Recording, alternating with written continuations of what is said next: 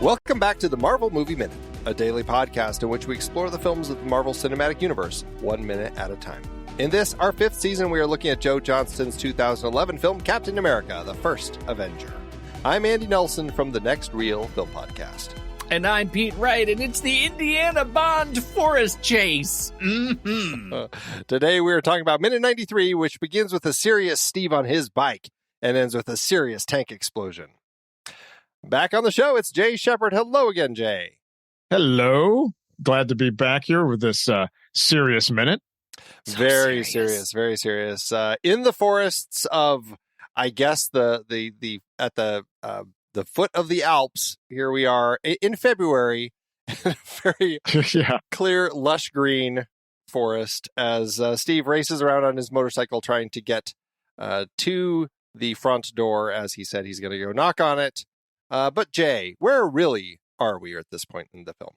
We would be in the Bourne Woods. This is where a lot of the action in the Allied camp, the Italian woods, the Alps, all the background shots were filmed in and around this area in outside London, I guess.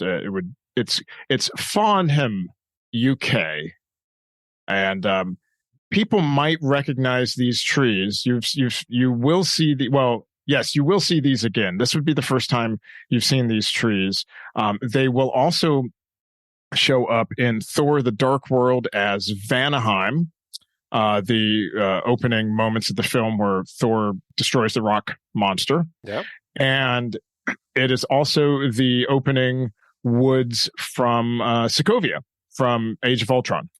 Gotcha. That's the one that really gets me. That's the one that's really familiar. Yeah, how he knows the route so well. That is why. Yes, it's Sokovia annexed this part of the Alps at some point in their past, right? Mm-hmm. Obviously, a different tonal look due to Sokovia has got all the snow. It's a little bluer. This looks. This does not look like February. I do have to say it does not. Damn that wiki! Always breaking things. This isn't the same forest, is it? That the Guardians of the Galaxy 2, where they hit those guys with the gravity bomb. That was the forest of Barrett, and no, that was that forest was created exclusively on a soundstage, actually, in Atlanta. Oh, okay. Well, there you go. The forests of Atlanta, Andy. Do you hear that? Yes. Forest, exactly. All right, well, let's talk about motorcycle chases. We've got Steve. He's racing along this little dirt road that leads to the Hydra base, and suddenly we have 6 Hydra troopers on Hydra cycles appear behind him.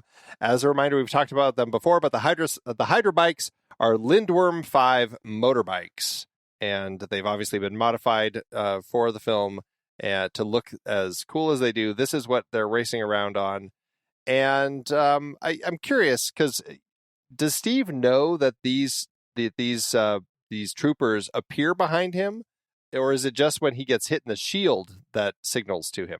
I think it's when he gets hit in the shield. That's my take. He doesn't have a rearview mirror on that bike. I don't think so. And I imagine that, but everything's very loud for him right now. There's a lot of loud. But he's got super hearing. He's got super smelling. He's got all these super things, right? That's right. I think he actually smelled them coming behind him first. That's what right. we should land on. Because they were using diesel. That's exactly it. He does have mirrors, though, so he could probably see them. Well, he does, but what's interesting is when he gets hit in the shield, he doesn't look back. He doesn't look in the mirror. He looks over his shoulder. Right, exactly.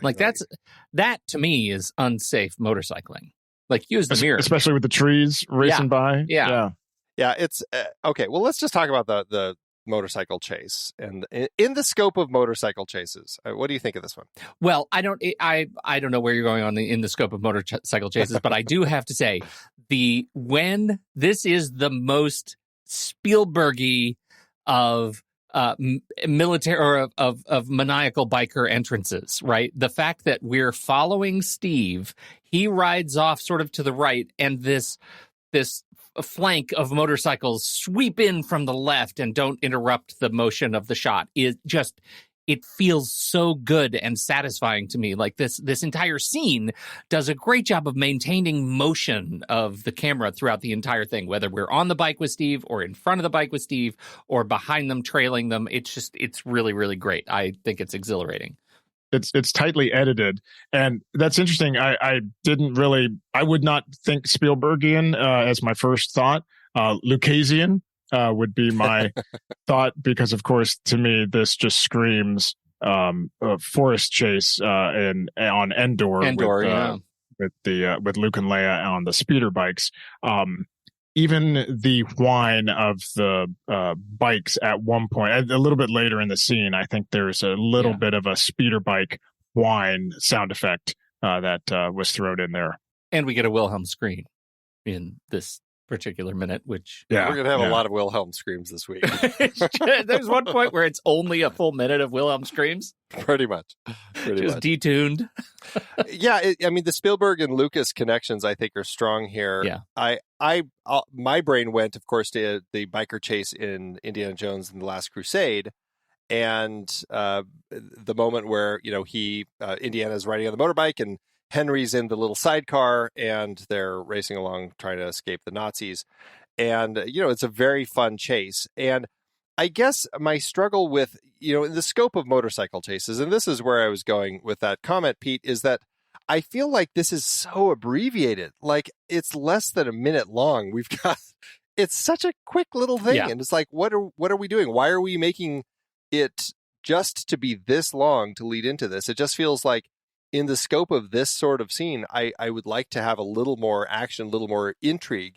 And it turns into an opportunity for him to pull a couple James Bondian that was the tricks next thing with his motorcycle. Right? Like, just to deal with them. And I'm like, oh, okay. And they're done. Okay. And now he's at the camp. Yeah. Like this is snatching, defeat from the jaws of victory, right? Like, this is an incredible opportunity missed for a great chase to showcase like this mature hero Steve, right? Like, because all we've seen of him being really heroic on the bike so far is in montage. Like, we haven't gotten, unless this happened in the like months of show that I missed, we haven't gotten a complete like chase sequence on a bike with him. And I think that would be so cool, especially with all the gadgets. He has so many gadgets, and I just wanted more gadgets.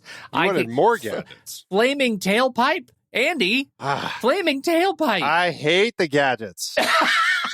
That's where Batman gets all his ideas. Yeah, it's just, it just feels like they ran out of ideas to actually have a cool motorcycle chase. And they're like, it's like James Bond in his car, or like Batman, like you just said. Like, it just doesn't feel, I don't know. I guess when I see that, it suddenly feels like non-Captain America to me. And maybe he had more gadgets in the comics and I'm unaware of that. But when I see him doing like a wire gag, a fire gag. The old, pull the grenade pin as you drive by trick. It's like all of this stuff. I'm like, I've seen all of this before. Like, it ends up feeling very, I don't know. Just, I mean, I guess it's good that it's short because it just felt very uninventive. Well, it was long enough to age you about 30 years. You get off my lawn with that motorcycle, Steve. Tell me I'm not an island. Jay, please. Yeah, well, Captain America definitely does not have that many gadgets in the comics, but I will say, to Pete's defense, I think if they had made this film a little bit later in the MCU timeline, they would have made a longer chase. I think this would have been a featured moment, more of a featured moment, though, we are trying to get to the Red Skull at some point here. So anything that extends that, removes some of the immediacy that we got from the previous scene where he's like, let's go knock on the door, boom, and so if we were to have it take longer than the minute, then maybe the gag of the front door at the end here wouldn't play quite as well. Yeah, maybe. I guess, in my head, and going back to Spielberg in another tight film that's full of action, like Raiders of the Lost Ark, when he has the chase with the trucks, it's like that is much longer than a minute, and there's so much more complexity with everything that's going on there. Even the motorcycle chase in Last Crusade, is a longer chase sequence and there's more complexity to it. I mean, Johnston, I think, coming from that world, feels like the sort of person who could put together something that is more complex. And I understand that they're trying to get to this Red Skull, the big, final battle and everything. But I just feel like they could have done something to give it a little more life and interest, because as it stands, it just feels like, this is the base. It takes all of a minute to get there so that they can knock on the door, and it feels like right down the street. I know. It's just like, really, it wasn't and there that are hard. Only they were just 5 down the street. motorcycles that are defending the base. Yeah, that's it. Just these 6 bikes, and then he's there. And so I don't know. I end up coming into this feeling a little disappointed, especially because the Hydra bikes look cool. Like I wanted them to do something cool. If Steve can do cool stuff, why can't they also have had cool stuff to? Well, they got the guns on the front. I mean, They had the blue goo. They've got the Tesseract guns, but I don't know. I don't know. That's old hat now. That's no big deal. Yeah. No, we've outgrown that. No, in just the in the last 30 years. In the scope of suddenly Captain America having a little wire shooter and his little switch thing. It's just ridiculous. So he flips the right switch and then pushes the left button, and that triggers his little wire thing. And then we don't see what he pushes to do the flames. But then when he's blowing up the tank at the very end of this minute, he again pushes the right switch, and now it's launching missiles. The whole thing is ridiculous. I'm surprised you have a problem with that. That's weird. Sound like you've really put on your curmudgeonly pants today. It's obviously a Boolean operation. If there are no wire shooters, then it fires the missile. I mean, thank you. We have just figured it out. Do you hear that? Now it works. This is the exact sort of thing that we needed in our early conversations in the film, trying to figure out how Kruger was pushing all of these different buttons on his little remote, that it might trigger his cigarette case bomb, but it also might get his submarine started. Who knows what it's going to do? I guess I come down on like this. If I think there are things about this minute that are silly only insofar as the minute is too limited for what I think it could have accomplished. Would it have been better with a longer, more robust, actual action scene? Absolutely. I would have loved a good, solid forest chase. I think it would have been amazing. Could it have worked without this at all and cut from the why can't we knock on the door to Captain actually knocking on a door? That would be funny. That would be a great way to just accelerate the momentum of the thing and make good on the joke. As it is, we got fun gadgets, and I get 60 seconds of just childlike joy and whimsy out of fire coming out of the back of his bike. And we got him to make good on the bike in a way that they hadn't used before. And so I thought it was fun, and I smiled. I smiled again and again as we were watching the minute just now. I smiled. Yeah, I think that when you are breaking down this minute into a 20-minute conversation, nitpicking those little things can seem, it doesn't make sense. Like you're saying, he flips the switch and hits this button multiple times. But here's the question I always have to ask. When I'm watching the film, does any of the action or do any of the moments or do any of the scenes take me out of the film? Do I all of a sudden go, oh my gosh, what the heck was that? And just, make me literally step out of the film? In this case, no. This is a great transitional piece. It allows you a fun moment to see some stuff going on. There are elements to be able to revisit here, to watch, and it gets you from the Allied base to the Hydra base, and it sets up the next talkie scenes. It's a minute of non-dialogue, and it just flows, right? It just kind of takes you along for the ride, so to speak.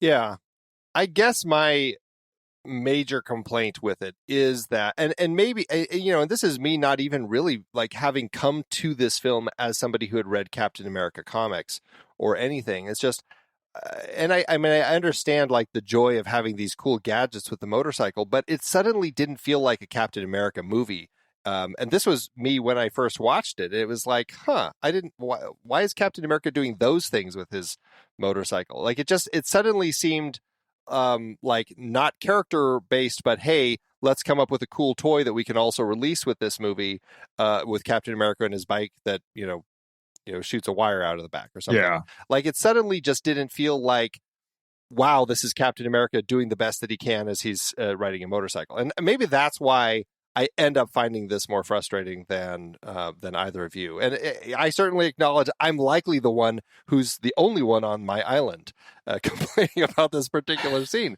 But I guess that's kind of where I sit with it. I mean, he doesn't accessorize as much as, some of the other superhero characters. And yeah, that's completely understandable. And I totally get where you're coming from, Pete. I mean, it does have a more James Bond feel to it, with these other overt tones of Star Wars and Raiders of the Lost Ark and stuff like that, and you're like, wow, there's a lot of stuff to unpack in this scene. But yeah, for me, at the end of the day, it's just fun, right? It's like, all right, we're kicking butt and taking names, and we're moving on to the big bad guy. Yeah.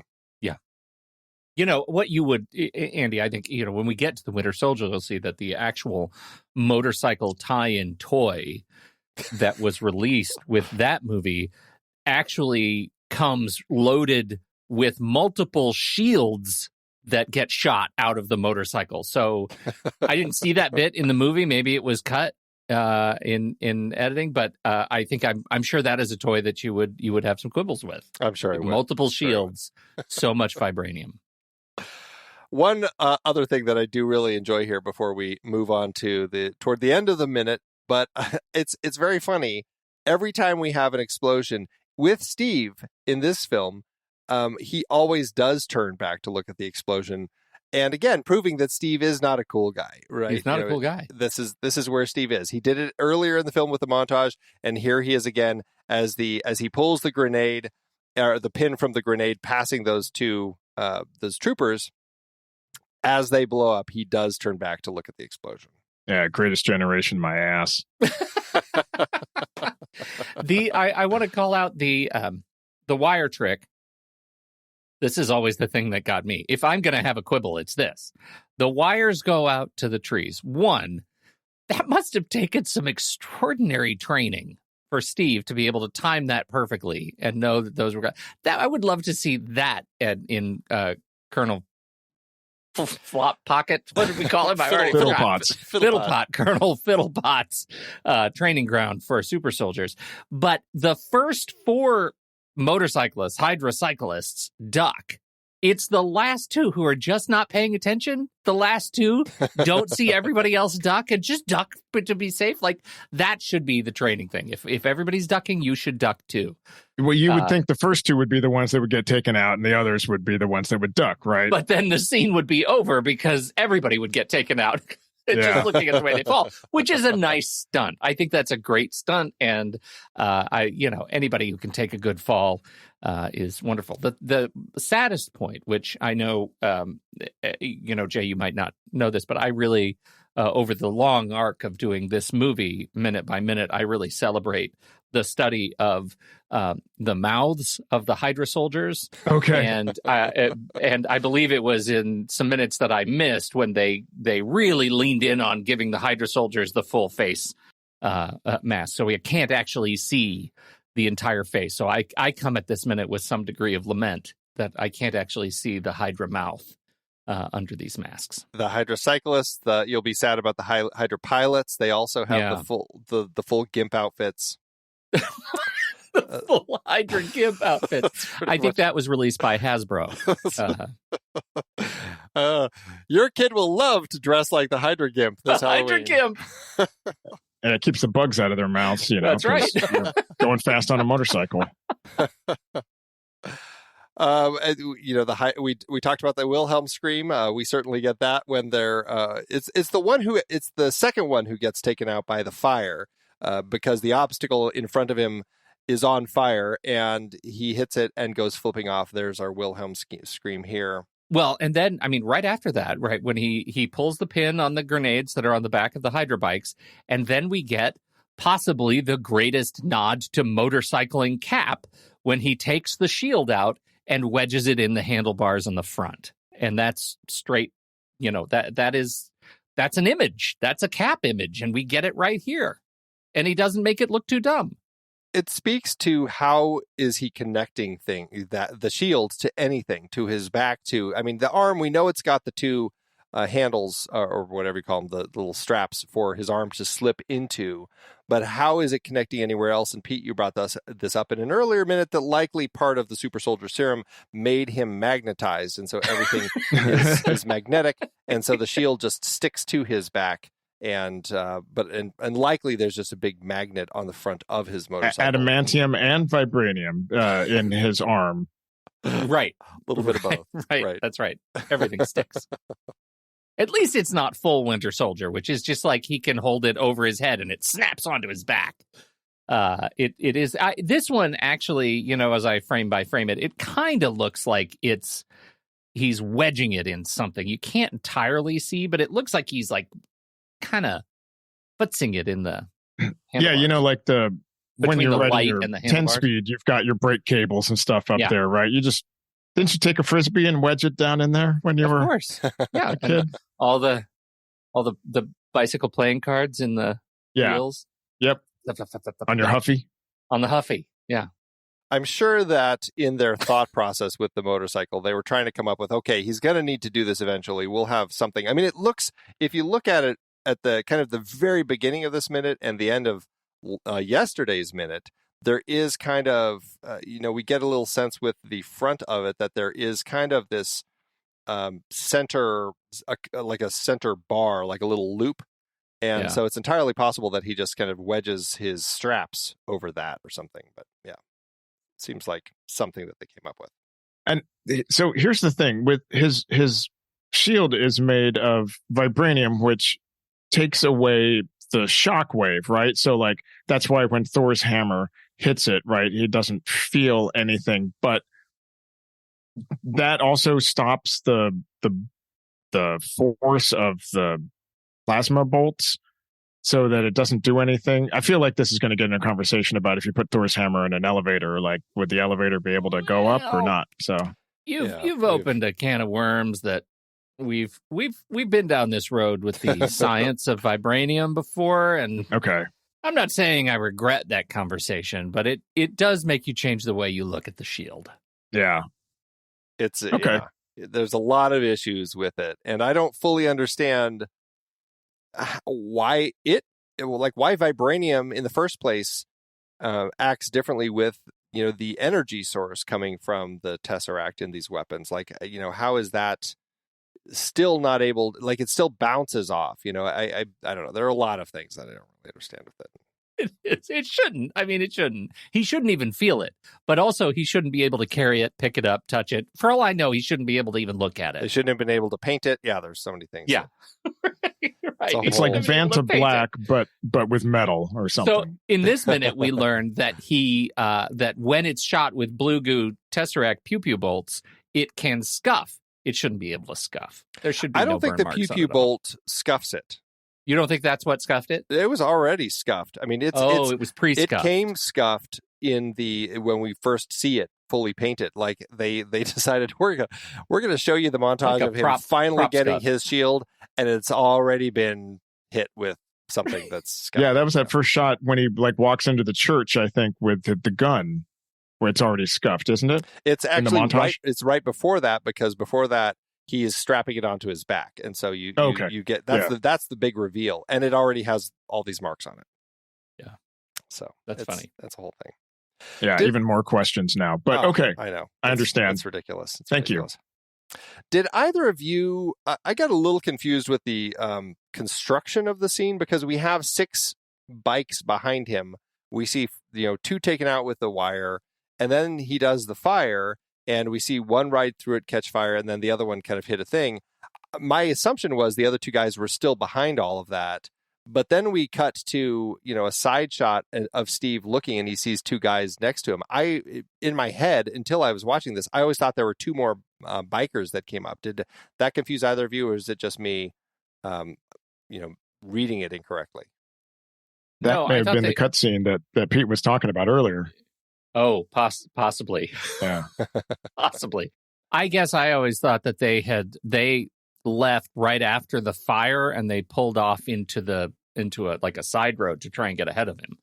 That obviously is what it is, because they are the they would be, I guess, the third and fourth motorcyclists, and but it was, maybe it's just how it was structured, because you never see that, and so suddenly it seems like, oh, there's a couple more cyclists Extra out bikers. there. Yeah. Oh well, it is what it is. And then we get another hydra tank. And then we come to the end of this minute, and we have the walls of the compound, and we see a mini tank right planted in the middle of it, and it, of course, blasts its cannon a number of times at Steve, completely missing him every single time. Doesn't even hit the shield. It just is always a bad aim. And this is where Steve hits that switch that was for the wire, but somehow now it shoots 2 rockets out of the front of his bike, and he blows the tank up. How's this? You're not going to let the switches go. Ah, Is that what I'm? Because the switch was on the right side. He hits the switch on the right, and that launches the thing.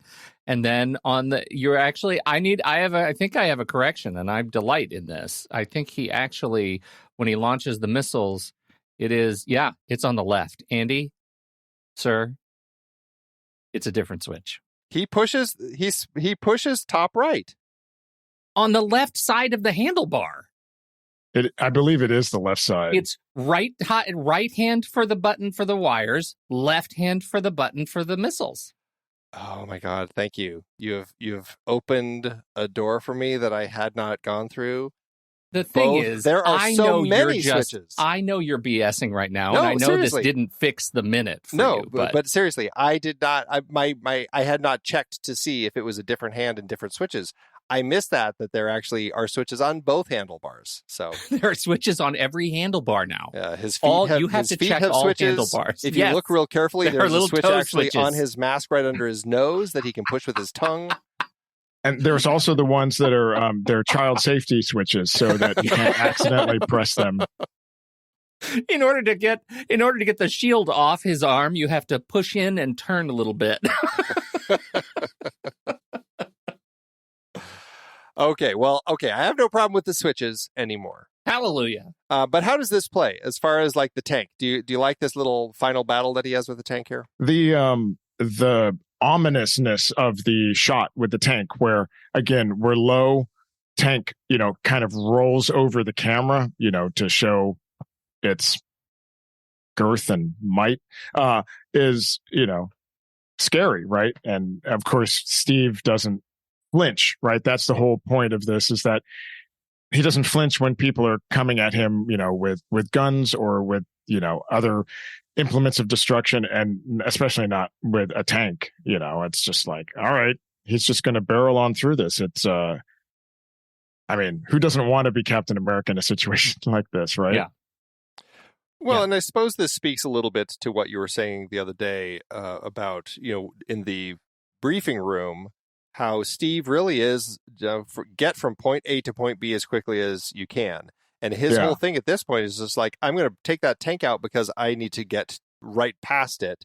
And so he's not going to slow down. He's not going to dodge and weave. He basically is just going to go straight forward and hit the button to blow it up.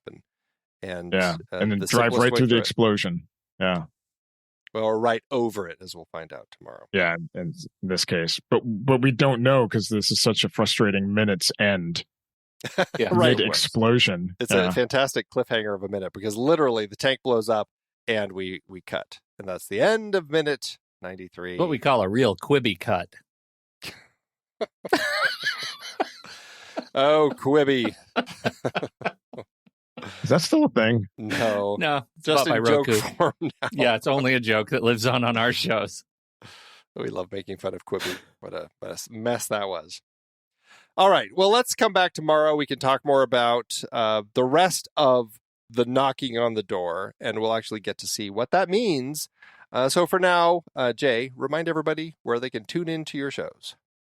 Well, you can listen to all my podcasts on retrozap.com. I've also got a bunch of written material over there. But if you like MCU related stuff, definitely come check out Superhero Suite, which is our center podcast about superhero comics, movies, TV shows, and more. We do a bi-weekly show, my co-host Josh and I, and we pick whatever is hot or topical or currently out in theaters or premiering on Disney Plus or HBO Max that is superhero related, or basically what did DC do wrong this week? A whole thing. That's hilarious. Probably not enough gadgets, right? Probably just not enough gadgets. Well, again, thank you, Jay. I certainly appreciate it. And Pete, thank you, as always. I'm sorry you're so old now. Until next time, true believers.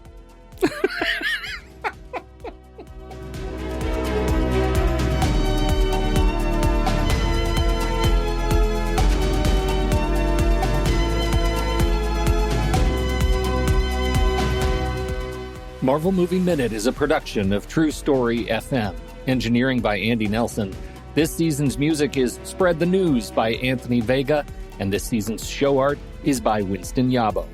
Find the show at truestory.fm, and if your podcast app allows ratings and reviews, consider doing that for this show.